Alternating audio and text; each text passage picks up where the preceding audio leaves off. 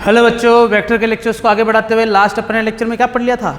हमने ये पढ़ लिया था कि ग्राफिकल मेथड से वेक्टर्स को कैसे ऐड किया जाता है, ट्रायंगुलर, पैरेललोग्राम, पॉलीगॉन रूल, और उसके कुछ एग्जांपल करके अपन ने डिस्कस भी कर लिया था कि इनको इस तरीके से यूज़ कर सकते हैं। आज आते हैं एनालिटिकल मेथड पे। एनालिटिकल मेथड की मैंने खास बात पहले ही बता दी थी, तो इसको मैं डिस्क्लोज तो कर चुका हूँ, लेकिन पढ़ना है तो पढ़ने के लिए इसको भी अब बेसिक से स्टार्ट करना पड़ेगा। तो हमारे पास एक टॉपिक आता है बच्चों, मोस्ट इंपॉर्टेंट है ना, तो इसको ऐसे नोट डाल देना। कितने रुपए का बच्चों? 100 रुपये का। और ये नोट बहुत इंटरेस्टिंग है, जरा देखना क्या है।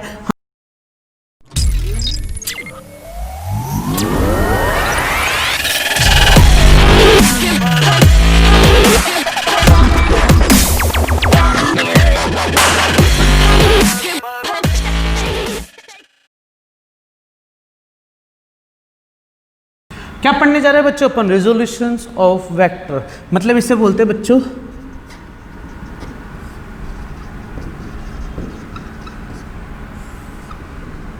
सदिशों का घटक मटक, ये काम आएगी बच्चों ना आगे जाके। मोस्ट इंपॉर्टेंट इसलिए 100 रुपये का नोट शायद पहली बार डलवाया होगा अपने, पहले भी किसी लेक्चर में डलवाया होगा तो वो इंपॉर्टेंट रहा होगा इसलिए, लेकिन ये तो मोस्ट इंपॉर्टेंट है इसलिए इसको समझते हुए चलना। रिजोल्यूशंस ऑफ वेक्टर होता क्या है? रिजोल्यूशंस ऑफ वेक्टर पढ़ो या वेक्टर क्वांटिटी ले लो। मान लेते हैं मैंने यहाँ पर एक एग्जांपल लिया, किसका बच्चों? फोर्स का एग्जांपल लिया है। किसका एग्जांपल लिया मैंने बच्चों? फोर्स का। और फोर्स के एग्जांपल में खास बात, मैंने एक छोटा सा व्हाट द फैक्ट करके एक लेक्चर तैयार करा था बच्चों। किसी बॉडी को धकेलना आसान होता है, खींचना। तो जरा देखना, जब मैं किसी बॉडी एम मास की कोई बॉडी है ना, यहाँ छोटा बनाता हूँ मैं, एम मास की बॉडी है, ये भी क्या है बच्चों? एम मास की बॉडी। मैं इसको धकेल रहा हूँ तो ये हो गया मेरा एफ फोर्स धकेलने वाला। मैं इसको खींच रहा हूँ, खींचने के लिए क्या है बच्चों? ये वाली डायरेक्शन।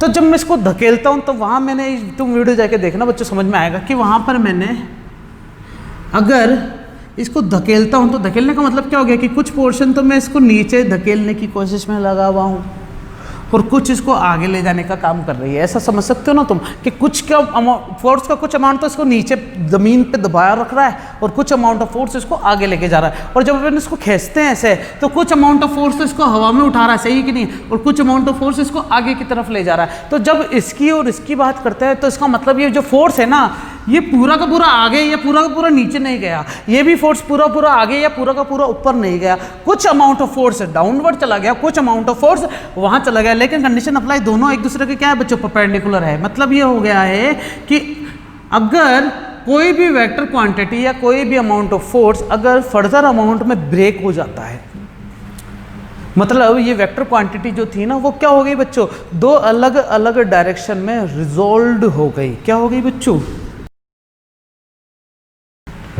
क्या हो गई बच्चों? रिजॉल्व्ड हो गई। मतलब ये हो गया है कि यहाँ पर हमारे पास एक खास बात ये आ गई है कि ये फोर्स अब पूरा का पूरा ना तो इधर गया ना तो इधर गया, कुछ अमाउंट ऑफ फोर्स इधर चला गया, कुछ अमाउंट ऑफ फोर्स इधर चला गया। तो इसे मैं बोलूँगा fx डायरेक्शन का फोर्स, इसे मैं बोलूँगा fy डायरेक्शन का फोर्स। तो यहाँ पर आ जाए तो बच्चों वेक्टर रिजोल्यूशन की जरूरत कहाँ पड़ी? समझ में आ गई ये कंसेप्ट से? तो यहाँ पर सुनना, अगर मैं एक सिंपल सा ये x है और ये y है और एक वेक्टर बना दिया मैंने, कोई सा भी वेक्टर बना दिया। मान लेते हैं कि ये वेक्टर है a, तो अगर ये पोलर वेक्टर है तो ये एंगल भी बनाएगा थीटा इनिशियल लाइन से। मान लेते हैं कि इनिशियल लाइन से एंगल बना रहा है, तो यहाँ पर कुछ अमाउंट ऑफ वेक्टर तो यहाँ चला जाएगा ax डायरेक्शन में और कुछ अमाउंट ऑफ वेक्टर कहाँ चला जाएगा? ay डायरेक्शन में। अब ऐसा कैसे हुआ ये समझना हमारे लिए बहुत ज़रूरी है, तो इसको समझते हुए चले बच्चों। पहले तो समझ में आ गया ना कि क्यों रिजोल्व करना चाह रहे हैं अपन। ठीक है, आगे चलते हैं।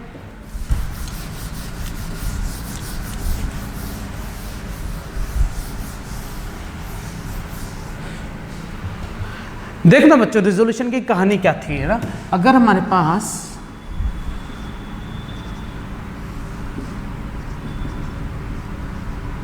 ये एंगल थीटा है, ये वेक्टर a है, तो यहां पर अगर मैं इस पॉइंट P पर परपेंडिकुलर डालूं, किस पर? x एक्सिस पर, ये 90 डिग्री हो गया क्या? तो ये जो चीज है ये, इससे अपन क्या बोलेंगे? Horizontal axis. सही बात है कि नहीं है? और इससे अपन क्या बोलेंगे बच्चों? Vertical axis. Actually vertical axis तो ये होता है, लेकिन ये बोलो या ये बोलो बात तो एक ही है। ठीक है। तो हम हॉरिजॉन्टल एक्सिस और वर्टिकल एक्सिस में जो ए बटा है वो क्या है, एक तो ए एक्स अमाउंट में बटा है और ए वाई में अमाउंट में बटा है। यहाँ पर मैं वेक्टर नहीं निकाल रहा, नहीं लिख रहा, इसका मतलब मैग्नीट्यूड आ रहा है। क्यों आ रहा है अभी पता चलेगा बच्चों। हॉरिजॉन्टल एक्सिस में अगर ए एक्स टूट रहा है तो इसे अपन बोलते क्या है बच्चों,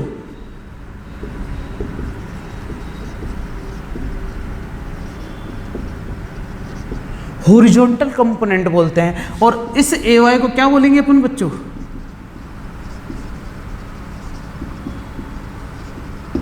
वर्टिकल कंपोनेंट्स बोलेंगे। ये हॉरिजॉन्टल कंपोनेंट हो गया और ये क्या हो गया बच्चों, वर्टिकल कंपोनेंट हो गया। इसे अपन क्या बोलेंगे,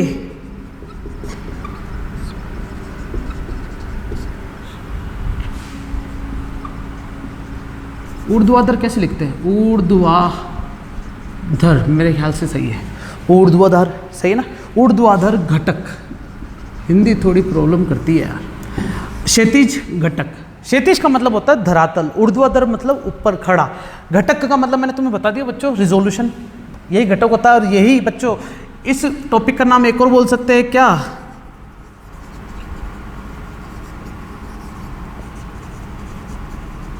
कंपोनेंट ऑफ वेक्टर। मतलब वेक्टर के कंपोनेंट, कंपोनेंट मतलब हो गए हैं, जैसे कि हमने एक चीज़ देखी है कि मार्कर है तो ये दो कंपोनेंट से मिलकर बना हुआ है। एक तो इसका स्ट्रक्चर, मतलब इसका जो अपन ने मटेरियल यूज़ करा प्लास्टिक का जो भी, और एक इसके अंदर इंक, तो इसके दो कंपोनेंट मिलकर एक मार्कर फॉर्म कर रहे हैं ना, यही चीज़ है। तो वैसे ही यहाँ पर ये वेक्टर अब दो अलग अलग कंपोनेंट में टूट रहा है, जिसको नाम क्या दे दिया बच्चों, हॉरिजॉन्टल, और एक क्या नाम दे दिया बच्चों, वर्टिकल। अब ऐसा क्या हुआ इसमें, तो यहाँ पर ये ओ मानो ये पी है और परपेंडिकुलर ड्रॉ करता है तो उसका नाम दे दिया मैंने एम। तो इस ट्राइंगल की बात करो, ओ पी एम ट्राइंगल में बात करता हूँ, तो मुझे एक तो चाहिए ए एक्स, मुझे ए दे रखा है मानना, मुझे हाइपोटेनस दे रखी है, और क्या निकालना बच्चों, बेस निकालना, मतलब आधार निकालना है, और ये दे रखा है। तो ये थीटा है क्या हमारे पास, तो ये बेस हो जाएगा और ये क्या हो जाएगा बच्चों, परपेंडिकुलर। तो तुम चाहो तो यहाँ पर पंडित बद्री प्रसाद, ऊपर लिखता हूँ ये तो मैं ना, पंडित बद्री प्रसाद हरर भोले को याद करो, या तुम किसको याद करो बच्चों, लाल कक्का को। सोचो बच्चों, मुझे बेस निकालना और परपेंडिकुलर निकालना है, तो तुम तुम्हारे हिसाब से कर सकते हो ना ये चीज़। तो ये चीज़ अगर मैंने एक बार बता दी तो मैं बार बार नहीं बताऊंगा, ये चीज़ ध्यान रख लेना बच्चों। तो ओ पी एम में मैं बात करता हूँ तो सबसे पहले लेता हूँ मान लो साइन थीटा। तो साइन थीटा क्या होता है बच्चों, इसके हिसाब से परपेंडिकुलर अपॉन हाइपोटेनियस। तो परपेंडिकुलर क्या है बच्चों, यही है क्या, तो इसको मैं बोलूँगा पी एम अपॉन हाइपोटेनियस, मतलब क्या है बच्चों, ओ पी है क्या बच्चों। मैंने वेक्टर नहीं लगाया क्योंकि बच्चों ट्रिग्नोमेट्री रेशियो है, रेशियो है मतलब मैग्नीट्यूड है, मैग्नीट्यूड मतलब वेक्टर नहीं लेंगे, सीधा मैग्नीट्यूड उठा के रखेंगे। अगर यहाँ पर 3 मीटर होता ना डायरेक्शन में तो मैं मीटर नहीं लेता या डायरेक्शन नहीं लेता, मैं सीधा क्या उठाता बच्चों, केवल 3 उठाता यहाँ पर, क्योंकि बच्चों ये रेशियो है। रेशियो है तो मतलब अगर यहाँ पे भी मीटर आता तो कट जाता, तो मैं डायरेक्ट क्यों लूँ ये चीज़ है ना, मैं सॉरी डायरेक्ट ही लूँगा ना चीज़ें, ये से घुमा फिरा के क्यों लूँगा। अब सोचने वाली बात हो गई है। लाल कक्का के हिसाब से भी देखोगे तो लंब बटे कण, लंब मतलब पीएम और कण मतलब ओपी, चलेगा क्या बच्चों हिंदी मीडियम वालों, आगे बात समझ में। अब देखना पीएम अपॉन ओपी, तो पीएम की वैल्यू क्या है हमारे पास, पीएम की वैल्यू है ए वाई अपॉन ओपी की वैल्यू क्या है हमारे पास ए। बच्चों वेक्टर नहीं लगाऊंगा, याद रखना, तो मैं यहाँ पर केवल क्या लिख रहा हूँ बच्चों, ए लिख रहा हूँ। अब देखना साइन थीटा बराबर ए वाई अपॉन ए मिला है, तो मुझे किसकी वैल्यू चाहिए, ए वाई की वैल्यू चाहिए, तो ए वाई बराबर क्या जाएगा, ए साइन थीटा। ओहो, ये बच्चों ए वाई की वैल्यू मिल चुकी है, मतलब वर्टिकल एक्सिस पर वर्टिकल कंपोनेंट मिल चुका है, मतलब इसकी लेंथ मिल चुकी है, वो कितनी है बच्चों, पी एम बराबर क्या मिल गया बच्चों, ए वाई मतलब ए साइन थीटा। यही चीज़ अगर मैं किसकी बात करूंगा बच्चों, यहाँ पर अगर मैं निकालने जाऊं कोस थीटा, तो कोस थीटा किसके बराबर होता है गाँव वालों, कोस थीटा होता है हमारे पास बेस अपन हाइपोटेनियस, मतलब आधार बटे कण। तो आधार और बेस तो ये हो गया, मतलब ओ एम, और कण क्या हो जाएगा बच्चा, हाइपोटेनियस ओ पी। तो ओ एम की वैल्यू क्या है, ए एक्स, और इसकी वैल्यू क्या है ए, तो ये किसकी वैल्यू मिली, कोस थीटा की। तो मुझे ए एक्स चाहिए ना, तो क्या जाएगा ए कोस थीटा। ओहो, तो ये जो कंपोनेंट कहलाता है इससे नाम दे देंगे अपन बच्चों क्या, ये है वर्टिकल कंपोनेंट, और ये कंपोनेंट क्या कहलाता है बच्चों, हॉरिजॉन्टल। क्या मेरी बात समझ में आ गई, क्या कमाल हो, ये चीज़ कहलाती है वर्टिकल कंपोनेंट, और ये क्या कहलाता है बच्चों, हॉरिजॉन्टल कंपोनेंट। अब मैंने ये इतनी सारी रामायण करी बच्चों, ये मान के चलो पहली बार इतना अच्छे से समझाया होगा, मतलब ऐसे लिख लिख के, नहीं तो मैं सीधा डायरेक्ट ट्रिक भी बताता हूँ इसकी। तो ये तो है कंसेप्ट वाली बात। अब ट्रिक क्या है, ट्रिक देखते बच्चों।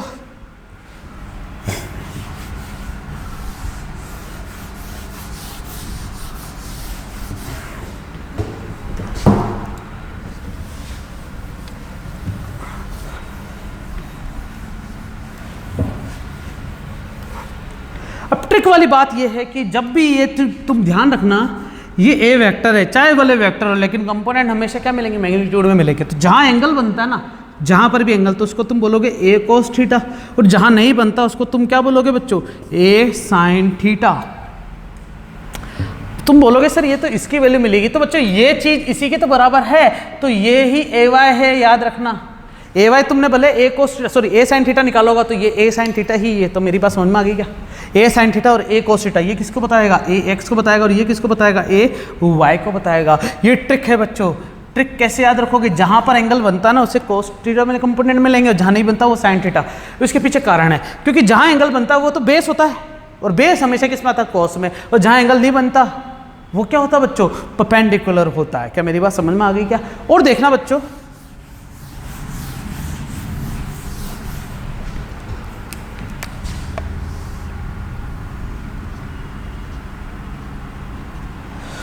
मान लो हमारे पास एक वेक्टर है ऐसा, ए वेक्टर है, एंगल कितना बच्चों, अल्फा मान लो। एक वेक्टर है बच्चों कैसा, इस टाइप से, एरो अंदर जा रहा मतलब अंदर की तरफ जा रहा है, और यहाँ पर एंगल कितना बना रहा है, ये बीटा। इसको नाम क्या दे देते अपन बच्चों, बी वेक्टर, ठीक है ना। अब इसके अगर रिजोल्यूशन करोगे कंपोनेंट को तुम, तो ये सारा होगा बच्चों, याद रखना क्या होगा बच्चों, ये सारा रिजोल्व होगा। रेड पेन यूज़ करता हूँ मैं। कैसे सारा रिजोल्व होगा देखना जरा। सबसे पहले तुम इसका नया डायग्राम ड्रॉ करोगे। अब ड्रॉ करने के बाद तुम्हें पता है जहाँ एंगल बनेगा वहाँ कोस थीटा आएगा, तो ए कोस अल्फा, सही है क्या? और जहाँ नहीं बनता वहाँ क्या आएगा, ए साइन अल्फा। अब तुमने सोचा होगा कि सर ए साइन अल्फा नीचे भी तो आ सकता था। नहीं बच्चों, ये कौन से क्वाड्रेंट में, फर्स्ट में। अगर फर्स्ट में है तो दीवारें भी कौन सी होगी, फर्स्ट वाले क्वाड्रेंट की यूज होगी। अब सुनना, ये बाहर जा रहा था ना, तो इसका भी एरो बाहर कर देना, इसका भी एरो क्या कर देना बच्चों, बाहर कर देना। तीन चीजें बताइए एक साथ। सबसे पहले क्या पढ़ते हो बच्चों, एंगल को तुम घूरते हो कि एंगल जहां बनता वहां कोस थीटा, जहां नहीं बनता वहां साइन थीटा। आगे बात समझ में। दूसरी चीज तुम क्या देखते हो बच्चों, क्वाड्रेंट, ठीक है ना, कि कौन से क्वाड्रेंट में आ रही बात। और तीसरी चीज क्या देखते हो बच्चों तुम, कि बाहर जा रहा है या अंदर आ रहा है ना, मतलब किसकी बात करते हो तुम, डायरेक्शन की। ये तीनों पर फोकस करोगे तो तुम्हारे से सारे कंपोनेंट क्या हो जाएंगे, बिल्कुल परफेक्टली रिजोल्व होंगे। अब इस पर देखो बच्चों, बीटा के लिए खास बात क्या है, मेरा ब्लू मार्कर कितने चला गया, ये रहा। अब ये जा रहा था ना ऐसे, तो मैं जहाँ एंगल बनेगा वहाँ बी कॉस बीटा, और ये इसी क्वाड्रेंट में है तो एक तो ये वाला आ जाएगा बी साइन बीटा। अब इसका एरो क्या, एरो कहाँ है बच्चों, बाहर जा रहा है अंदर जा रहा है। सबसे पहले एंगल देख ले, दूसरा क्वाड्रेंट देख ले, तीसरा क्या देखना बच्चों, डायरेक्शन। डायरेक्शन कहाँ जा रही है, अंदर जा रही है, तो एरो भी कहाँ बनेगा, अंदर बनेगा। अब इसका तुम अच्छे से देखोगे ना बच्चों, अच्छे से ख्याल रखो इसका, तो क्या करोगे, तुम ऐसा बोल सकते हो कि ये दोनों वेक्टर एक ही डायरेक्शन में जा रहे हैं, ये दोनों वेक्टर एक ही डायरेक्शन, तो इसका मतलब ए कोस अल्फा यहीं पर होगा, और ये भी उधर जा रहा है तो बी कोस बीटा यहीं पर होगा। अब इसकी बात करते हैं, तो ए कहाँ जा रहा है, ऊपर जा रहा है ना, तो ए साइन अल्फा ऊपर जा रहा है, और बीटा कहाँ जा रहा है, बी साइन बीटा नीचे जा रहा है। एक ही डायरेक्शन में सारे वेक्टर एक साथ जुड़ेंगे, मतलब कंपोनेंट एक साथ जुड़ते हैं, और ऑपोजिट डायरेक्शन वाले कंपोनेंट एक दूसरे से क्या हो जाते हैं बच्चों, कट जाते हैं। ये कंसेप्ट कहलाता है बच्चों रिजोल्यूशंस ऑफ वेक्टर। इसको उतार लेना बच्चों अच्छे से, पूरा नोट डाल के, पूरा अच्छे से। ये जो चीज़ बताई ना शायद नोट्स में नहीं मिलेगी है ना, लेकिन नोट्स में मैंने रिजोल्यूशन के बारे में जरूर बता रखा छोटा मोटा, फिर भी ये चीज़ जरूर उतार लेना बच्चों, ठीक है।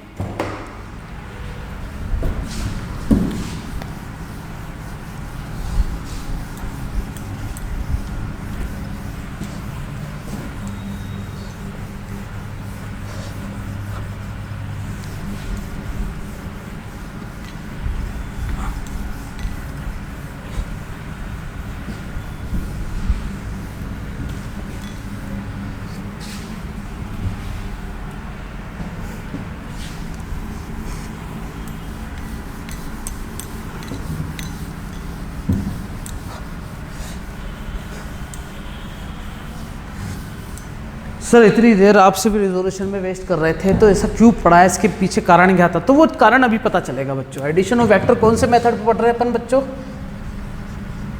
Analytical method. अब एनालिटिकल मेथड क्या है, हम यहां पर निकालेंगे रिजल्टेंट वेक्टर का मैग्नीट्यूड निकालेंगे। रिजल्टेंट वेक्टर का क्या निकालेंगे बच्चों, मैग्नीट्यूड। जरा गौर करना, हमारे पास एक वेक्टर है ए, ठीक है, और एक वेक्टर है बी, तो हमें पता है ये पैरेललोग्राम फॉर्म बनेगी यहाँ पर, ठीक है। पैरेलल लाइन बना दूँ यहाँ पर सारी,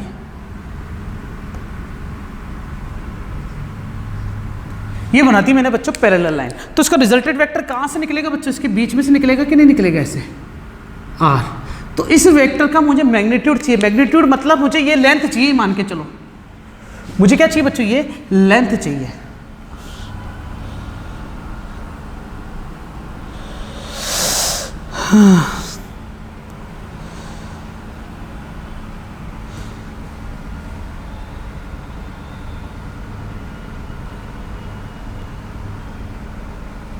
हेलो हेलो हेलो,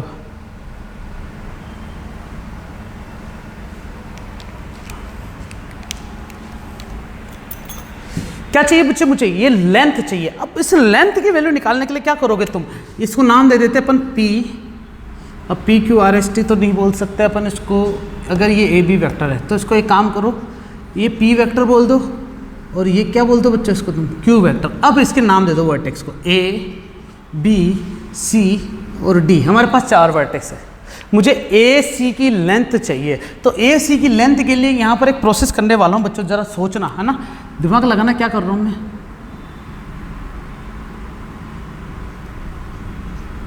मैंने इस लाइन को तो आगे बढ़ा दिया, मतलब P वेक्टर को तो आगे बढ़ा दिया, और C पॉइंट से P वेक्टर पर क्या कर दिया बच्चों, परपेंडिकुलर ड्रॉ कर दिया, ये M बन गया। अब सुनना, इसकी लेंथ निकालने के लिए क्या मैं ट्राइंगल ACM को क्या बोल सकता हूं बच्चों, एक राइट एंगल ट्राइंगल बोल सकता हूं क्या, मतलब ये ACM को राइट एंगल ट्राइंगल। अभी मुझे AC की लेंथ चाहिए थी तो B से तो नहीं मिलता, लेकिन ACM राइट एंगल है, इसका मतलब मैं यहां पर अगर पाइथागोरस अप्लाई करता हूं तो मतलब हाइपोटेनियस का स्क्वायर बराबर होगा किसके बच्चों, बेस के स्क्वायर प्लस परपेंडिकुलर स्क्वायर, मतलब कर्ण स्क्वायर बराबर क्या होता है गांव वालों, आधार स्क्वायर प्लस लंब स्क्वायर। अब यहां पर कर्ण क्या है, ये AC है क्या हाइपोटेनियस, तो AC का स्क्वायर बराबर AM का स्क्वायर, बेस हो गया ना, प्लस CM का स्क्वायर।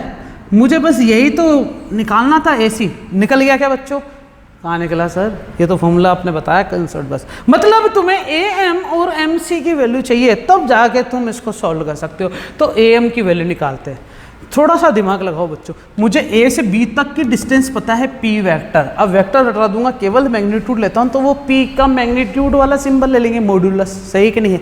तो मैं ऐसा बोल सकता हूँ कि हमारे पास गिवन क्या क्या है, गिवन ये है कि A से लेके B का जो मॉड्यूलस है वो कितना है बच्चों, ये P है। तुम इसको बच्चों केवल P भी लिख सकते हो, मैंने बताया ना, मॉड्यूलस में डाल के लिखो या ऐसे लिखो, दोनों तरीके से लिख सकते हैं। दूसरी चीज़ क्या है बच्चों, ये AD वेक्टर का मैग्नीट्यूड वो क्या है बच्चों, Q मतलब ये Q ही है क्या। पैरेललोग्राम की खास बात क्या है, अगर ये P है तो ये भी होगा P, अगर ये Q है तो ये भी होगा Q, ये तो अपन को पता ही है। मुझे बच्चों एक तो BM की वैल्यू चाहिए ताकि AB में BM जोड़ सकूं, और CM की वैल्यू चाहिए। तो बच्चों यहाँ पर इसको इधर लेके आओ। अब इसका डायग्राम देखो, खास बात क्या हो गई है यहाँ पर कि मैंने जैसे BM को आगे बढ़ाया था तो ये B हो गया और ये M हो गया, है ना, ऐसे कुछ था। और ये M से लेके ये क्या हो गया बच्चों, C हो गया, और इसे ही क्या बोल दिया गया बच्चों, हमने Q बोल दिया गया। अब सुनना, मान लेते हैं कि क्या बच्चों, मान लेते हैं कि अब जो चीज़ जरूरत पड़ती है ना उसको मान लेते हैं अपन, बाद में यूज़ नहीं आएगी उसके अंदर। सुनना, ये जो वेक्टर था इन दोनों के बीच में एंगल कितना था बच्चों, मान लेते हैं थीटा एंगल था। अब सुनना, अब टॉपिक को जब मैं स्टार्ट करूंगा तो डिस्क्रिप्शन लिखूंगा, let us consider two vector start with the same point, या फिर लेट अस कंसिडर टू को इनिशियल वेक्टर या दो सह प्रारंभिक सदिश इंक्लाइंड विद एंगल थीटा, जो एक दूसरे पर परस्पर कितने कोण पर आंतरित है, थीटा कोण पर आंतरित है। या इन दोनों के बीच में कोण कितना बन रहा है बच्चों, थीटा बन रहा है। तो इसका परिणामी सदिश समानांतर चतुर्भुज नियम से ये होगा, और इस परिणामी सदिश का परिमाण निकालने के लिए मैंने ये सारी रामायण करी। इस रिजल्टेंट वेक्टर का मैग्नीट्यूड निकालने के लिए ये सारी रामायण यहाँ पर करी क्या अपन ने। अब आ जाओ इधर, मुझे बी एम की लेंथ चाहिए, सी की लेंथ चाहिए। बच्चों ये एंगल थीटा, तो क्या ये भी थीटा होगा क्या? कैसे? कोरस्पॉन्डिंग एंगल से, है ना। तो ये भी थीटा बोल देता हूँ। सुनना, ये एंगल थीटा तो ये भी थीटा होगा। कैसे होगा? सुनना, ये ए है, ये बी है, ये सी है, ये डी है कि नहीं है? तो ये एंगल थीटा है तो ये भी थीटा होगा। क्यों बच्चों? ये दोनों लाइन एक दूसरे के पैरेलल होती ही नहीं होती है। तो पैरेलल लाइन जब एक ट्रांसवर्सल लाइन को कट करती है, या दो पैरेलल लाइन को कोई ट्रांसवर्सल लाइन कट कर दे, तो क्या बोलेंगे अपन बच्चों इसमें? कॉरस्पॉन्डिंग एंगल्स आर इक्वल, मतलब संगत कोण क्या होते हैं बच्चों? समान होते हैं। समझ में आ गई मेरी बात? तो ये संगत कोण बन रहा नहीं बन रहा यहाँ पर? तो ये थीटा है तो इसको भी थीटा बोल दिया मैंने। अब बस यहीं पर बात खत्म होनी थी, क्योंकि बच्चा मुझे बी एम चाहिए और सी एम चाहिए। अब तुम्हें पता चल गया होगा कि सर वो रिजोल्यूशन वाला जो आपने चीज़ बताई थी वो यहाँ यूज़ करेंगे। मतलब जहाँ एंगल बनता है वहाँ क्या आएगा? Cos theta. तो इसको रेड मार्कर से लिखो क्या गाँव वालों? तो यहाँ पर क्यू कॉस थीटा। मैंने बताया ना बच्चों, यहाँ पर हम वेक्टर नहीं लेंगे, मैग्नीट्यूड लेंगे, और जहाँ एंगल नहीं बनता वहाँ साइन थीटा। अब सुनना बच्चों, क्या होता है अगर मैंने यहाँ पर बताते हुए चलता ना, वो ट्रायंगल में साइन थीटा कोस थीटा लेता, पंडित बद्री प्रसाद या लाल काका जो भी यूज करता वो यहाँ पर भी करता, तब भी तुम मानते क्या सही है। लेकिन इस चीज को मैं अलग से बता के फिर यहाँ पर लाया, मतलब कितनी इंपॉर्टेंट थी वो रिजोल्यूशन। तभी तो मैंने 100 रुपये का नोट डलवाया था। वो चीज केवल यहीं पे काम नहीं आ रही, सब जगह काम आती है। तो क्या होता है, अधिकतर जो फिजिक्स वाले टीचर्स होते हैं वो उसको पढ़ाते हैं ना, जैसे हम भी किसी से पढ़े हुए थे, तो वहाँ पर भी ऐसा होता था कि रिजोल्यूशन ऑफ वेक्टर का टॉपिक जो था वो यहाँ पर आके अटकते थे ना, तब समझाते थे कि ऐसा होता है। लेकिन नहीं, रिजोल्यूशन ऑफ वेक्टर अपने आप में एक सिंगुलर टॉपिक है, तो इसलिए उसको पढ़ना बहुत जरूरी है अलग से। इसलिए मैंने 100 रुपये का नोट डलवाया है। यहाँ पर मैं उसका कंसेप्ट यूज़ कर चुका हूँ। तुम चाहो तो जब भी अगर एग्ज़ाम में तुम मान लो क्या कर रहे हो, ट्रिक के हिसाब से तो मैंने तुम्हें बता दिया कि एंगल बन रहा वहाँ थीटा, कोस थीटा जा नहीं बन रहा वहाँ साइन थीटा, तो ये कंपटीशन पॉइंट ऑफ व्यू से तो ठीक है। लेकिन अगर तुम कोई एग्जाम फाइट कर रहे हो, बोर्ड के एग्जाम में मान लो एक क्वेश्चन आ गया और तुम्हें वो अटेंड करने के लिए तुम्हें वहाँ पर ये डायरेक्ट नहीं बताना, वहाँ पर तुम्हें ट्रिग्नोमेट्री रेशियो लेने पड़ेंगे। तो वो चीज़ तो तुम कर सकते हो ना अपने स्तर पे। चलेगा बच्चों, आगे चल सकते हैं। ये तुम्हारे स्कूल प्लेटफॉर्म के हिसाब से बताया मैंने, है ना, कि तुम्हें ऐसा वो करना पड़ेगा, नहीं तो वो काट देंगे ये चीज़ कहाँ से आई है। अपन को ऐसा काम नहीं करना है ना। तो चलो आगे चलते हैं। मुझे इसकी वैल्यू मिल चुकी है, इसकी वैल्यू मिल चुकी है, तो by the mean of this मुझे बी एम की वैल्यू मिल गई है। कितनी बच्चों? Q cos theta. और मुझे एम या फिर सी एम की वैल्यू मिल गई है बच्चों क्यू साइन थीटा। बस मुझे क्या चाहिए था बच्चों? सबसे पहले इक्वेशन नंबर, इसको नाम दे देता हूँ मैं 1 बाय इक्वेशन 1। इक्वेशन मतलब क्या है बच्चों? ए सी का जो स्क्वायर है वो ए एम के स्क्वायर के बराबर है और सी एम के स्क्वायर के बराबर है। अब ए एम की वैल्यू चाहिए, तो चूंकि ए एम, तो ए एम को क्या लिख सकते हो बच्चों? A B plus B M. क्या लिखोगे? बाय ग्राफ ले लो या बाय चित्र ले लो या बाय डायग्राम ले लो, जैसे तुम्हारी इच्छा बोल सकते हो ना। तो हमें ए बी की वैल्यू तो पता है बच्चों, पी है, और बी एम की वैल्यू कितनी मिल चुकी है बच्चों? Q cos theta. ये किसकी वैल्यू मिल गई बच्चों? ए एम की वैल्यू मिल चुकी है। ओके, अब सेकंड चीज क्या है? C M. तो सी एम को तो लिखने की जरूरत नहीं, ये रही क्यू साइन थीटा। इसको इक्वेशन नंबर 2, इक्वेशन नंबर 3 बोल दो, ठीक है ना। अब यहाँ पर आ जाओ बच्चों, तुम चाहो तो इक्वेशन नंबर 5, 4 और ये 3 तो अपन ने उठा के लिखा ही था, इन दोनों को उठा के इसमें पुट करो बच्चों। तो पुट करेंगे तो क्या आ जाएगा? ए सी का स्क्वायर बराबर ए एम की वैल्यू कितनी है? P plus Q cos theta का स्क्वायर और क्यू साइन थीटा का स्क्वायर। बच्चों मैं इसको चाहूँ तो ऐसे भी लिख सकता था, आ रही बात समझ में, लेकिन क्यों लिखूं? जब मैंने बोल दिया कि मैग्नीट्यूड को तुम ऐसे भी लिख सकते हो, ऐसे भी लिख सकते हो, तो मैं वहाँ पर इतना टाइम वेस्ट क्यों करूँगा लिखने के लिए? तो अब जब लिख दिया तो लिखे रहने दो, लेकिन आगे से तो मैं यही करूँगा। तो ए सी को क्या बोलोगे बच्चों? आर का स्क्वायर, चाहे मैग्नीट्यूड लगाओ, मॉडुलस लगाओ, चाहे मत लगाओ। पी का स्क्वायर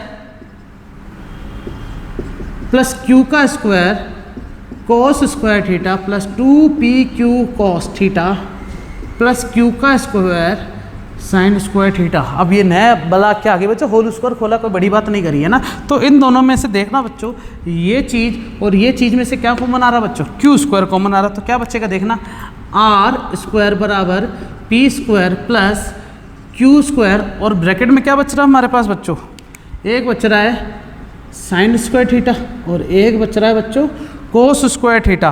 तो जब ऐसा हो चुका है तो बाकी जो बचेगा 2pq कोस थीटा, और इसको क्या लिख सकते हो बच्चों, तुम 1 लिख सकते हो। तो क्या बचा, आर स्क्वायर बराबर P square plus Q square plus 2pq cos theta.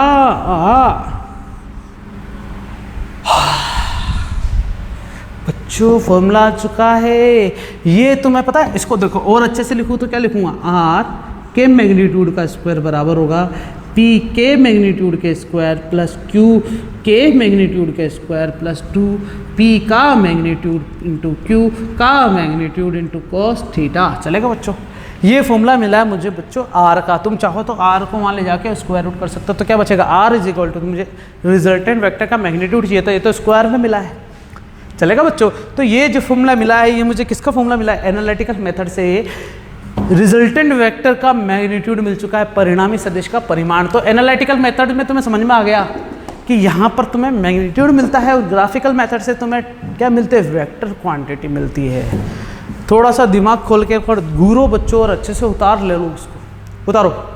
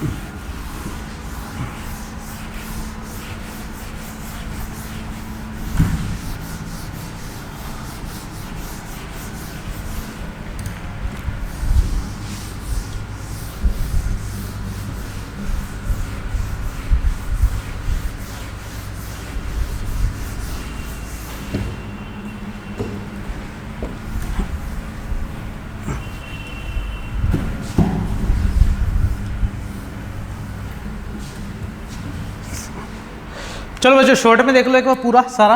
ये P है तो इसको P बोलोगे, वेक्टर हटा दो भाई, मैग्नीट्यूड ले रहे अपन, मैग्नीट्यूड ले रहे, ठीक है। तो जहां एंगल बनता है उसे क्या बोलोगे तुम बच्चों, कॉस थीटा। जहां नहीं बनता उसे क्या बोलोगे बच्चों, साइन थीटा। तो बस पाइथागोरस लगा दो, तो आर का स्क्वायर बराबर बेस स्क्वायर मतलब P plus Q cos theta का स्क्वायर, सही है ना, और Q साइन थीटा का होल स्क्वायर। तो फॉर्मूला क्या बना, आर स्क्वायर बराबर P square plus Q square plus 2pq cos theta. अब इसके लिए अपन रामायण करने वाले हैं बच्चों, इसके लिए अपन क्या करने वाले हैं बच्चों, रामायण। तो केसेस देखते बच्चों। केस नंबर फर्स्ट क्या कहलाता है, अगर थीटा की वैल्यू क्या आ जाए बच्चों, 0 आ जाए। अब थीटा की वैल्यू 0 कब आती है, जब वेक्टर क्या हो बच्चों, पैरेलल वेक्टर्स हो, हमारी बात समझ में, या फिर क्या कोलिनियर वेक्टर हो।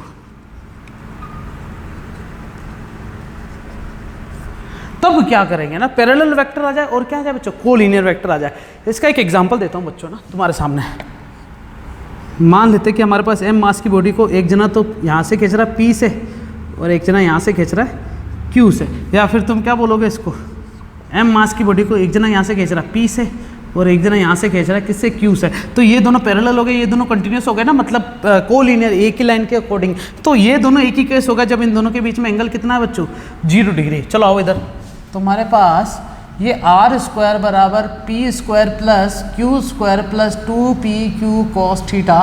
तो यहाँ पर मुझे थीटा की वैल्यू क्या रखनी है बच्चों, 0। तो कॉस 0 कितना होता है बच्चों, 1। ये तो टेबल याद होनी चाहिए हमें। तो आर स्क्वायर बराबर क्या आ जाएगा बच्चों, P square plus Q square plus 2pq into 1, मतलब आर स्क्वायर बराबर P square plus Q square plus 2pq। और ये किसी का फॉर्मूला बन रहा है क्या बच्चों, तो आर स्क्वायर बराबर p प्लस क्यू का होल स्क्वायर का फॉर्मूला बन गया। अब दोनों तरफ स्क्वायर है तो काट दो, या दोनों तरफ स्क्वायर रूट ले लो, तो क्या बचेगा, आर बराबर p प्लस क्यू। मतलब यहाँ पर वेक्टर नहीं लगा रहा बच्चों, मैग्नीट्यूड लगा रहा हूँ। मतलब ये हो गया है कि अगर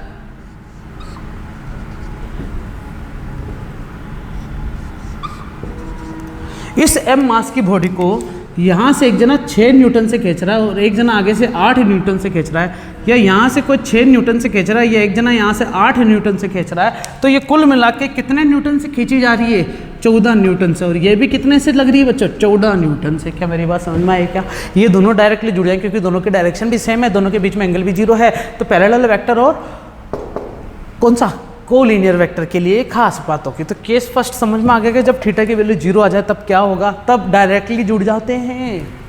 थीटा इज इक्वल टू 0 का मतलब ये होगा कि दोनों वेक्टर डायरेक्टली ऐड हो जाएंगे आपस में एक दूसरे के। किस फॉर्म में? अलजेब्रिक सम में, वेक्टर सम में नहीं बच्चों, ये डायरेक्ट अलजेब्रिक सम हुआ है यहाँ पर।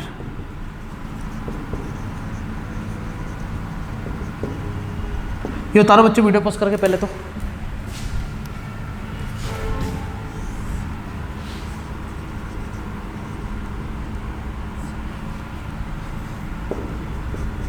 अब केस सेकंड क्या कहता है? केस सेकंड ये कहता है कि अगर थीटा की वैल्यू क्या आ जाए बच्चों? 90 आ जाए। थीटा की वैल्यू क्या आ जाए? 90 आ जाए। मतलब पहले इस टाइप से खींचे जा रहे थे कि अब कैसे खींचेंगे बच्चों? दोनों m मास की बॉडी को p यहाँ से खींच रहा है और q कहाँ से खींच रहा है? इसको परपेंडिकुलर डायरेक्शन में खींच रहा है एग्जैक्टली। तो जब ऐसा केस आ जाए तब क्या करोगे? तब भी देख लेते हैं। हमारे पास आर स्क्वायर बराबर क्या है बच्चों? P square plus Q square plus 2pq cos theta. चूँकि थीटा की वैल्यू कितनी है बच्चों? 90 और कोस 90 कितना होता है गाँव वालों? 0। तो हमारे पास आर स्क्वायर बराबर क्या हो जाएगा? P square plus Q square plus 2pq 0। तो आर स्क्वायर की वैल्यू कितनी हो जाएगी बच्चों? P square plus Q square. बच्चों ये फॉर्मूला तुमने देखा है कहीं? P मतलब नीचे वाला, Q मतलब ऊपर वाला, मतलब या बेस हो गया और ये परपेंडिकुलर हो गया। ये कब होता है? जब हाइपोटेनियस पाइथागोरस वाला फॉर्मूला लगता है। मतलब R कहाँ से जाएगा बच्चों? इन दोनों के डायगोनली जाएगा। कहाँ से जाएगा बच्चों? डायगोनली। मतलब अगर तुम किसी m मास की बॉडी को ऐसे खींचो, ये m मास की बॉडी है और यहाँ पर दो वेक्टर आ रहे हैं, एक यहाँ से P और एक यहाँ से, तो मैं इसको नाम देता हूँ, यहाँ से ये 4 न्यूटन से जा रहा है, ठीक है, और एक यहाँ से जा रहा है बच्चों 3 न्यूटन से। तो ये बॉडी कितने न्यूटन से आगे जा रही है या ऊपर जा रही है? कहाँ जा रही है? तो कहाँ जा रही है तो मैं तो नहीं बता सकता, लेकिन ये जरूर बता सकता हूँ कि ये दोनों जो है वो इसको रिजल्टेंट वेक्टर इस फॉर्म में देंगे। तो आर स्क्वायर बराबर 3 का स्क्वायर प्लस 4 का स्क्वायर, 9 प्लस 16। आंसर कितना है बच्चों? 25। तो 25 का रूट कितना हो जाएगा बच्चों? 5। तो रिजल्टेंट वेक्टर कितना मिला? 5। तो 5 अब कहाँ से जाएगा ये नहीं पता, लेकिन जाएगा कितने से बच्चे? 5 न्यूटन से। तो ये होता है सेकंड केस। अब अगले केस पे भी देख लेते जाते जाते है ना, ठीक है। उतारो बच्चों इसको भी वीडियो पॉज करके।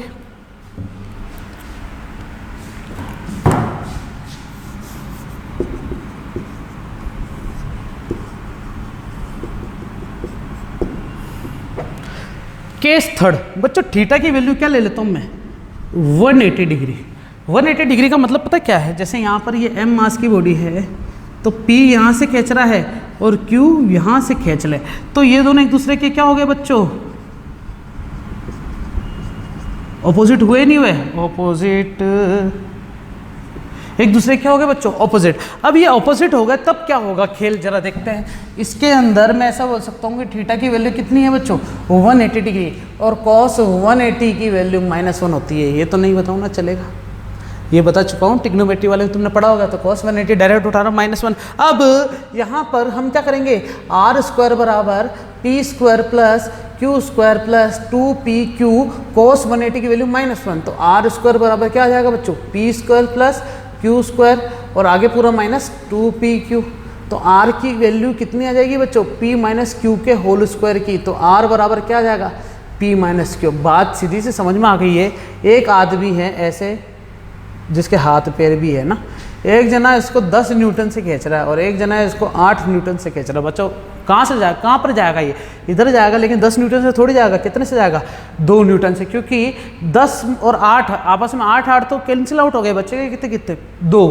तो यहाँ पर ये चीज़ आती है किसमें? ऑपोजिट वेक्टर के अंदर। तो रिजल्टेंट वेक्टर क्या होते हैं बच्चों? डायरेक्ट, अगर ऑपोजिट वेक्टर होते हैं तो डायरेक्ट एक दूसरे से क्या हो जाएंगे बच्चों? सब्सट्रैक्ट हो जाएंगे। तो एडिशन ऑफ वेक्टर के लिए मैंने बात करी थी ना, ऐड कैसे करता है। तो सब्सट्रैक्शन में क्या होना चाहिए? कंडीशन अप्लाई, दोनों वेक्टर एक दूसरे के क्या होने चाहिए बच्चों? ऑपोजिट होना चाहिए। दोनों के बीच में एंगल कितना होना चाहिए बच्चों? 180 डिग्री होना चाहिए। अरे चलेगा, उतारो उतारो उतारो उतारो, सारा उतारो, हाँ सारा उतारो।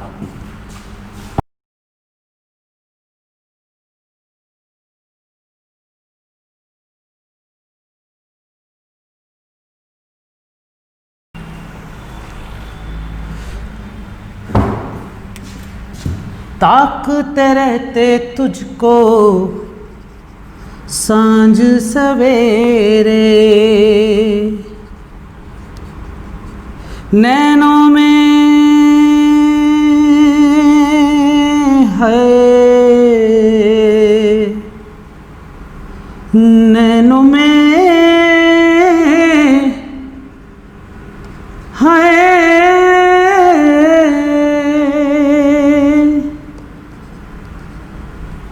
देखो गामलू, आर आर आर, ये तीनों कैसे अपन ने पढ़ लिए।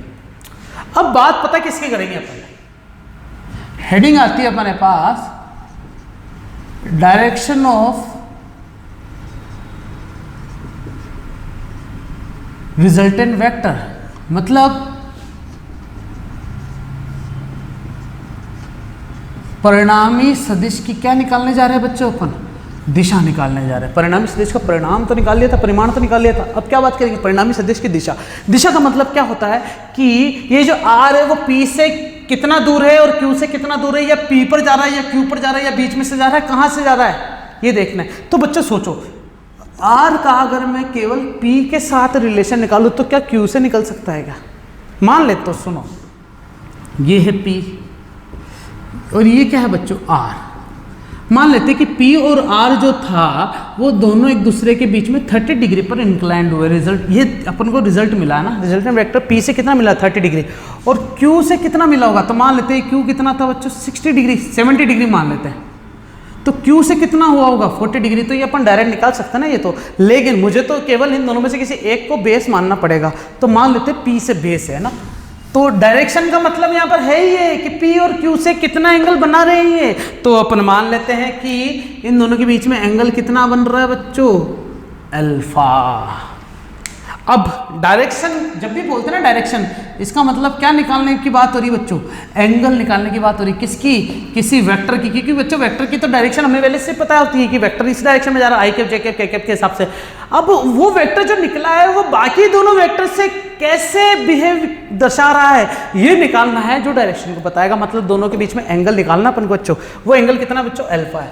और एंगल निकालने के लिए याद रखना हमेशा किसकी बात करेंगे बच्चों अपन, टेन थीटा की। क्यों, क्योंकि मुझे ये मिल चुका और ये मिल चुका। क्योंकि टेन थीटा की खास बात क्या है, पंडित बद्री प्रसाद ने जब हर हर बोला था तो P अपॉन B के हिसाब से रिलेशन आया था ना, लाल कक्का के हिसाब से देखो लंब बटे आधार है ना। तो P कितना है बच्चों, ये रहा कितना है CM, और आधार कितना बच्चों AM, ये रहा AM, और ये कितना आ गया बच्चों हमारे पास टेन थीटा। तो CM की वैल्यू कितनी मिली मुझे, Q साइन थीटा, और AM की वैल्यू कितनी मिली बच्चों P plus Q cos theta. ये किसकी वैल्यू मिल चुकी है मुझे, टेन अल्फा की वैल्यू। सॉरी बच्चों मिसप्रिंट था, अपन किसकी वैल्यू निकालने जा रहे थे, टेन अल्फा निकालने जा रहे थे ना, तो ये टेन अल्फा की वैल्यू मिली है। अब तुम्हें याद आ गया होगा बच्चों, इनवर्स ट्रिग्नोमेट्री पढ़ा था अपन ने थोड़ा थोड़ा, वहाँ ऐसी चीज़ बताई थी मैंने, बताई थी ना। तो ये अल्फा बराबर tan inverse Q sine theta upon P plus Q cos theta हो गया। अब इसमें भी तीनों केस लगा लेंगे अपन, तभी तो अल्फा मिलेगा हमें। तो देखते हैं, थीटा की वैल्यू अगर मैं जीरो कर दूँ, थीटा की वैल्यू जीरो, तो मुझे दोनों निकालने पड़ेंगे। सबसे पहले साइन जीरो जीरो होता है, और क्या निकालना पड़ेगा बच्चों, कोस जीरो क्या होता है 1। तो टेन अल्फा निकालते, पहले अल्फा देख लो ना, चलो टेन अल्फा ही मान लो। टेन अल्फा बराबर Q साइन थीटा अपॉन में P plus Q cos theta, ऐसे कुछ होता ना। तो Q साइन थीटा की वैल्यू कितनी, Q की वैल्यू हमारे पास है Q, और साइन थीटा जीरो हो गया, Q की वैल्यू तो है ही नहीं ना, ये 1। तो बच्चों टेन अल्फा कितना आ जाएगा, जीरो हो गया क्या पूरा। और अल्फा टेन अल्फा की वैल्यू जीरो कितने पे होती है, टेन जीरो पे होती है। अच्छा ये पूरा जीरो कैसे हुआ, क्योंकि जीरो को पूरे से मल्टीप्लाई करोगे तो जीरो हो जाएगा। तो अल्फा की वैल्यू कितनी है बच्चों, जीरो। इससे एक चीज पता चली है क्या, M को अगर ये P खींच रहा है, ये Q खींच रहा है, दोनों के बीच में एंगल कितना बच्चों, जीरो है ना। तो रिजल्टेंट वेक्टर कहाँ से जाएगा, ऐसी तो जाएगा, मैंने बताया तो दोनों डायरेक्ट जुड़ रहे हैं। तो ये भी जीरो एंगल में है नहीं है, P के साथ 0 बना रहा है तो Q के साथ भी कितना बनाएगा बच्चों, 0 ही बनाएगा, क्योंकि वो भी 0 था। क्या मेरी बात समझ में आ गई क्या? ये केस फर्स्ट था बच्चों, क्या था बच्चों, केस फर्स्ट। अब किसकी बात करेंगे अपन बच्चों, केस सेकंड। अब केस सेकंड क्या कहता है, चलो इसकी बात कर लेते हैं। थीटा की वैल्यू क्या रख दूं मैं, 90 रख दूं, तो मुझे पता है साइन 90 तो होता है 1 और कॉस 90 क्या होता है बच्चों, 0। चलो वैल्यू रखते हैं, ये रहा tan अल्फा बराबर q साइन 90 और p प्लस q कॉस 90। तो tan अल्फा बराबर q साइन 90 की value 1, p plus q cos 90 की वैल्यू 0। तो 0 सिर्फ ये होगा, ये थोड़ी होगा, तो q प्लस p हो गया क्या, तो tan अल्फा की वैल्यू क्या आ जाएगी बच्चों, tan inverse q upon p। बस बात खत्म हो गई। यहाँ पर q और p पर डिपेंड रहेगा कि आंसर क्या आने वाला है। इसमें तो क्या हो गया था, डायरेक्ट 0 आ गया था, लेकिन इसमें ऐसा नहीं आएगा। अब एक और चीज देख लेते हैं, थीटा की वैल्यू क्या रखेंगे बच्चों, 180। तो ये मिटा दूं मैं। आखिरी केस देख ले मैं, कि अगर केस थर्ड क्या रखते बच्चों, थीटा की वैल्यू 180 डिग्री। जैसे अपन ने रिजल्टेंट वेक्टर के लिए केस लिखे थे ना, वैसे इसके लिए भी केस लिखवा रहा हूं मैं ना, तो कंफ्यूजन नहीं होना चाहिए। और मजा तो आ रहा है, मेरे को पता है। थोड़ा एंटरटेनमेंट करूं, चलो ये तुम खुद करके दिखाओ, एंटरटेनमेंट अपने आप हो जाएगा। सर अपने आप करो आप, चलो ठीक है। थीटा की वैल्यू अगर 180 रख दूं तो मुझे यहाँ पर साइन 180 की वैल्यू चाहिए, जो कि 0 होती है बच्चों, और किसकी वैल्यू चाहिए, कॉस 180 की वैल्यू चाहिए, जो कि कितनी होती है बच्चों, -1। तो जब मैं tan अल्फा निकालने जाऊंगा तो क्या है बच्चों, q sine 180 plus p plus q cos 180, और साइन 180 0 हो गया तो ये पूरा 0 नहीं हो जाएगा क्या, तो अल्फा की वैल्यू वापस 0 आ गई क्या। तो इससे एक चीज़ पता चल गई है कि m मास की बॉडी को अगर कोई यहाँ से 10 न्यूटन से खींच रहा है, यहाँ से कोई 8 न्यूटन से खींच रहा है, तो ये यही जाएगी 2 न्यूटन से। मतलब एंगल अभी भी क्या बना है बच्चों, 0 ही बना है ना, क्योंकि ना तो ऊपर जा रही है ना तो नीचे जा रही है, ऐसे जा रही है इसी डायरेक्शन में, तो इसलिए एंगल इसमें भी क्या बना बच्चों, 0। ये तीनों केस की अपन ने बात कर ली है, ये तीनों केस की अपन ने बात कर ली है, ये तीनों केस की अपन ने बात कर ली है। उतारो बच्चों सारा वीडियो पोस्ट करके, जल्दी से उतारो।